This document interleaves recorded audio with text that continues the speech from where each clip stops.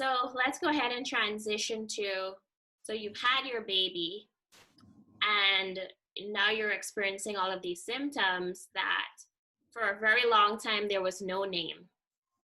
You know, there was no postpartum depression. Women were just struggling and labeled, right, as not loving their kids, etc. So talk to us about that. What is postpartum depression?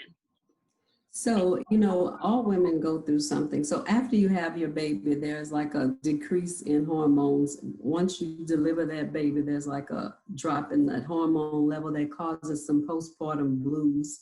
I won't go into all the details of that, but that's a temporary thing, right? If that blues is sticking around, like typically I say everybody's different. Of course, there will be some documented parameters for that. And depending on what your personal symptoms are, it's always okay to reach out and find out versus blues versus depression. So if after, like within the first 6 weeks, maybe up to 8 weeks, sometimes a little longer, but you'll feel that because of your body transitioning back to normal, right? But once you develop postpartum depression, it's an ongoing beyond that period of time from the blues issue. And it can range from crying, irritability, high anxiety, an OCD, obsessive-compulsive disorder component of that. Wow. So I can speak to that from a personal perspective.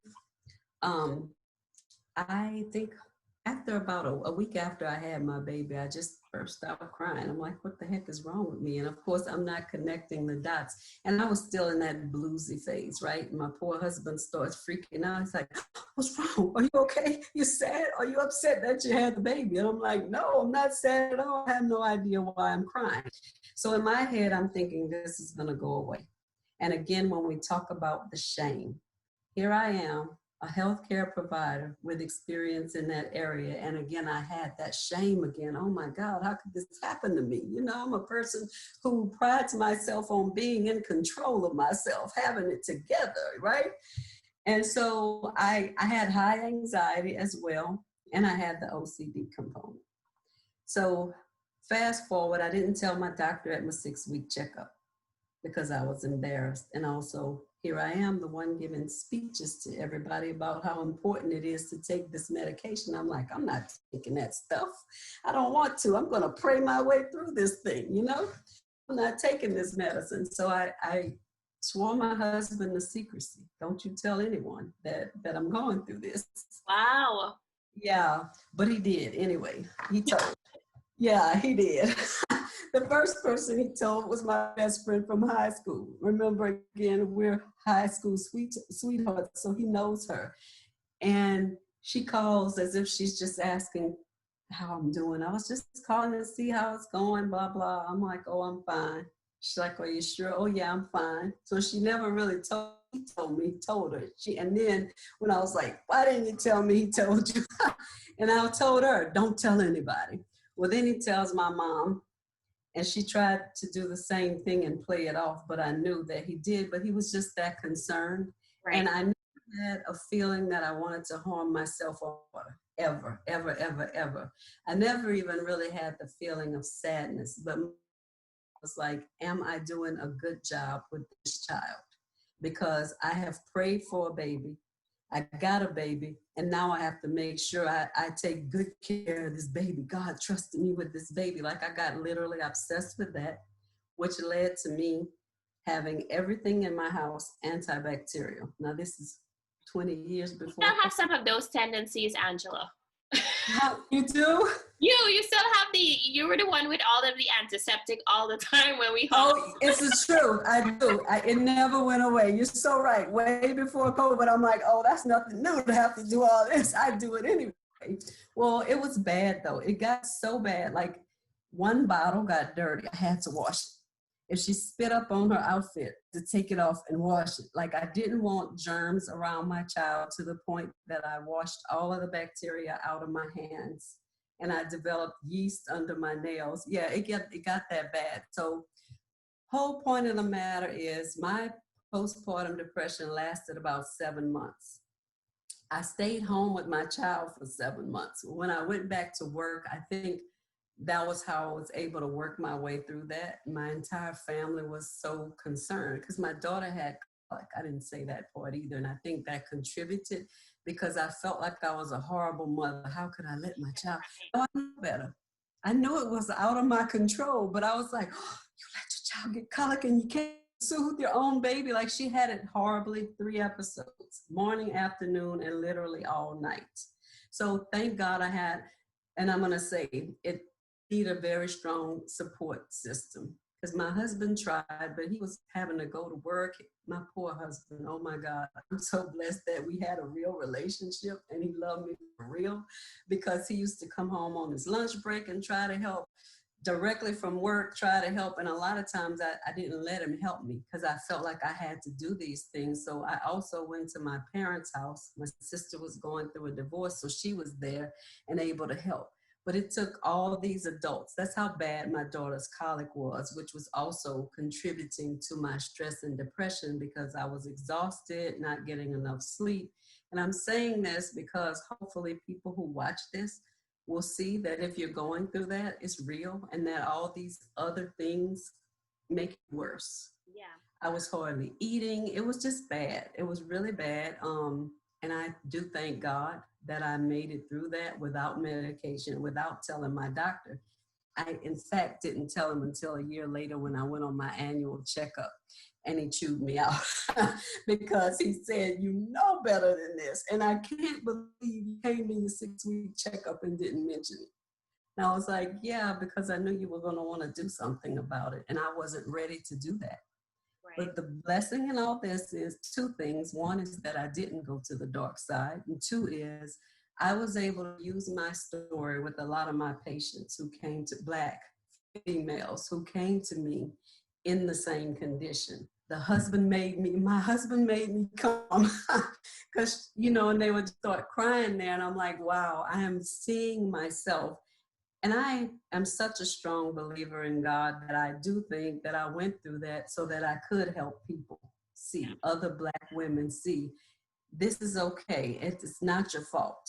Right. It is not normal, but it's a common thing that happens and none of us are excluded from it. And I used the fact that I didn't take medicine to encourage them to take the medicine. And it worked. It helped. It helped that I tell that story and the medicine helped them. And I'm like, you know, I always ask people if they believe in God. And when they say, yeah, I'm like, and you've heard the term, God protects babies and fools, because I was a fool. And he protected me in that situation. So, and it does, it just lightens the mood. And they're like, oh, and I'm like, don't do that, because I was playing Russian roulette. And I'm just blessed that, you know, it didn't get to one of those worst situations. I'm blessed that I didn't want to harm myself or my child. But if I had gotten a chemical imbalance deep enough, who knows what would have happened, right? I didn't have the psychosis part, which would be a whole nother conversation, because you can also have postpartum psychosis. But yeah, just educating yourself. And if you are pregnant, you're trying to get pregnant, knowing that's something that could happen as well, and just getting as much information as you can ahead of time so that if it does happen, you seek early intervention. Yes. Well, there's something that you talked about that a lot of times being isolated, not having a support system, and it's not just about having people around you, because there's a lot of people that are around many of us that are toxic. So having them around is not actually going to help your situation. It will make it worse. But it's important to have a few people that are like your husband, who was able to be like, I know she said not to tell anyone. Well, I'll start with a trusted friend. And if that still doesn't change, I'm going to go to her parents, right? Yeah, and, you know, he moved out to different people to see someone who can connect with you.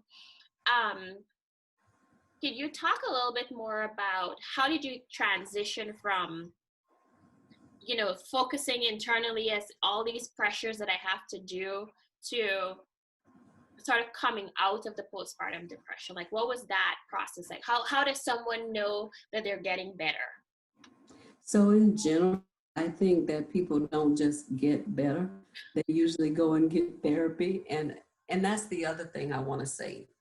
I'm also a firm believer in not just giving medication without the therapy, because to me that's like putting a band-aid on a gunshot wound. The bullet's still there, it's getting infected, and you just covered it up. Mm-hmm. The thing is, you stop the crying, um, the anxiety starts to get better. So I think the more rest I got when her colic went away, that helped for me. That was one of the things that helped. And most of mine happened in the evenings is when I would start crying. So just, you know how in general depression, like the weather, if it's raining a lot, gloomy, it makes it worse. Yeah. Well, I guess that was my thing. It was in the, sometimes I laughed at myself, and my sister used to laugh watching a funny TV show, and then all of a sudden I just burst out crying and had no idea why at first until I connected the dots, right? But in general, you don't necessarily just come out of it, but because the exhaustion was contributing to it, her having colic was contributing, because I thought I was being a horrible mother, even though everybody kept saying, you're an awesome mother, whatever. I just put my whole self into this child. But the crying will stop if, and I don't want to confuse people. So my main advice is you definitely need to go seek some medical help. And then secondly, if you're on medicine, you can start to try to wean yourself off of that, not myself, but with your provider, because I have done that with some of my patients with postpartum depression. And there's been an instance where I can remember one in particular that I had gotten pretty close to. She's like, oh, I'm better now. I'm doing this. I'm back into doing this, that, and the other. She said, and I want to get off the medicine. And I said, frankly to her, I think it's too.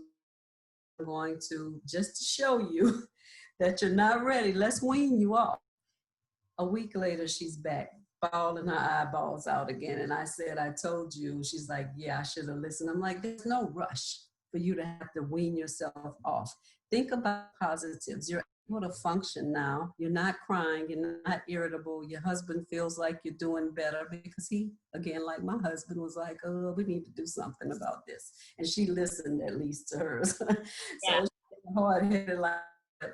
You may or may not know, but after a while, I would say, especially once you're able to get it together, if your child does have colic or some other issue that's keeping you awake at night, then it probably will be harder to transition through that depressive state.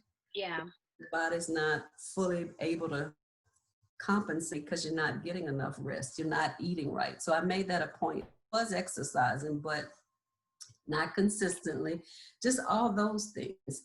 But when you're able to start to function with those normal activities of daily living again, then that's a sign that you're getting better. If you're one of those people that has problems sleeping, or you're sleeping a lot and you see those things start to improve, then those are some of the little signs. If you weren't eating and now you can eat more, like all that. And for me, with being conscious, when I talked about the hand washing and all that other stuff and the anger I had, sometimes I felt that get better. So you can tell. So I guess in general, as your symptoms start to improve, that's a sign that you're And also, what was your state before pregnancy, before all of this, right? What was your usual state? Are you becoming more like your old self? Right, exactly. And just, and just even the thoughts sometimes, like the negative thoughts I was having about not being a good mother, but able to own the fact that, yeah, I am a good mom. I'm going overboard with a lot of things I do with this child, but owning the fact that I am doing a great job taking care of my child. That was another one of the things for me to know, okay, it's okay. And why did you do what you did? So going back to the infertility, because it was so hard, I felt like I had an increased responsibility to do a great job. Yeah. It took me so long, and I really do think that that also contributed to my OCD, because I just was like, I can't take this blessing for granted. Yes, absolutely. I think the biggest takeaway for both conversations with fertility and postpartum is that one, when you start thinking about having children, or you're in the age range where that's something that you really want, whether you have a partner or not, it's a perfect time to start talking to your doctor. And if you have health insurance and you have the means, a specialist, right? So that you can explore options like freezing your eggs, etc. And of course, there are cheaper things that you can do to start the process. In addition to that, it's also a good time to have focused therapy on, are there past traumas and things like that that might come up that, could hinder your ability to really flourish during this time, or to cope if there's disappointment, whether it's a miscarriage or, the fertility treatments don't work the first round, etc.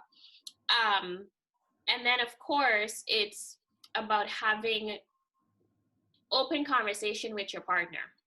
Because, if your relationship is shaky before you try to have a child, it may not make it through the added stress.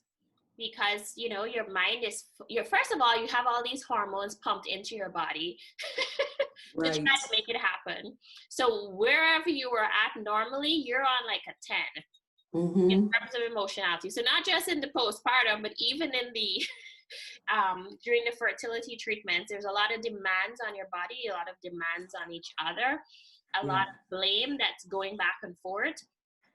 And so I think there's no way that you can do this well without close relationships with your medical provider, close relationships with a therapist, having a good relationship and open conversations with your partner or sperm donor, because some women might just go with, getting some sperm and not necessarily trying to have a relationship with the donor.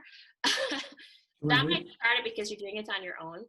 But and also having a support system that's made up of people who can really support you, who have a clear head and that can be helpful in a way, even if you're saying keep it a secret, right? That they can keep a level head. Exactly. And I love that you said that some of your postpartum was connected to the fertility part, right? And the journey you went on. The added pressure, it doesn't just go away because now you have this baby.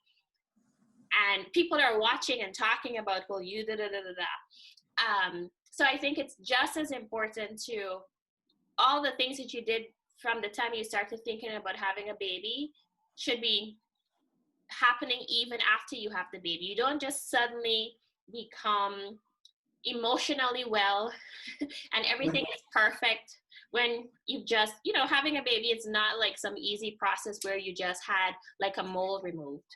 Your entire body has gone through changes, and there's changes that are happening in the relationship as well. And one of the best things, like my husband said, how I told you I prided myself on having it together all the time. One day he said to me, and I wasn't in a space at that point to even take it in, but I'm also blessed to have this person, my husband, not only be my husband, but we've always been best friends too, And I say more than anything, I think that's the most important piece of our relationship. Just he is such a strong support system, and he didn't have one because he was trying to support me. And when he said, I'm used to seeing you like this, you usually have it together. You help to take care of your nieces and nephews, and you worked in labor and delivery, and I wasn't afraid of holding a baby and just taking care of people, and just him seeing me struggle like that and he was so focused on me daughter that he didn't focus on himself. So again, that was another blessing that he was able to, I guess, make his way through the whole thing. And we still, to this day, my daughter's 18 now, and to this day we talk about that. It was just a blessing that we did have a strong relationship, that he was able to even deal with.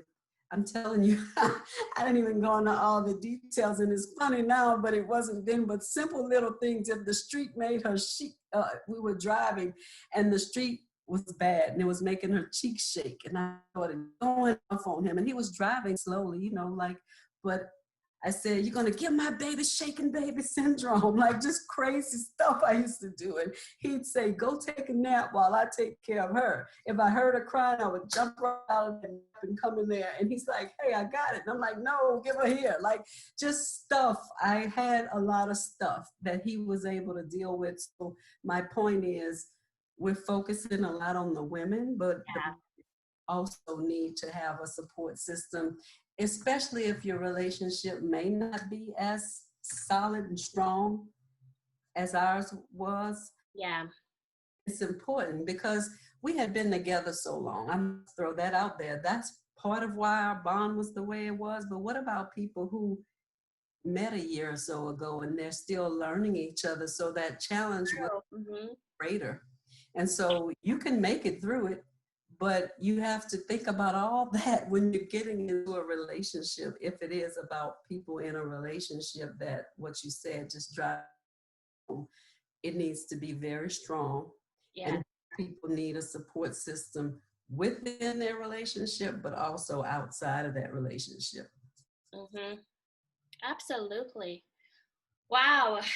We covered a lot. And I think that we talked, to some of the experiences that people are having. And I really hope that it is a conversation starter for those who have been silently struggling with similar issues and have been reticent sharing it with people in their circle, right? This is not something that is unique to just some women, to some families. There's a lot, right? The number of women who have had at least one miscarriage is pretty large. Right. It's pretty significant, right? How common it is. As well as other types of fertility issues that is even more and more common these days than it was maybe, like 40 years ago. And there's no shame in seeking help. There's no shame in talking to others. In fact, there's so many support groups that are specifically just for individuals experiencing these same things. Well, Dr. Angela, thank you so much for coming and sharing your wisdom with us. And hopefully you'll come back again and we can talk more about diabetes and some of the other types of illnesses that plague our communities. So anyway, everyone, thank you for, what did you say? I'd love to. Thank you, Dr. Janelle, for having me. It was my pleasure. It was a pleasure. It was, it took us a while to get the schedule together, but it's okay. Hopefully it was worth it, right? It was absolutely worth it. One person, it was worth it, Agreed. Well, thanks everyone for watching. I will see you next time. Don't forget to like, subscribe, and click the notification bell below. Bye. Thank you.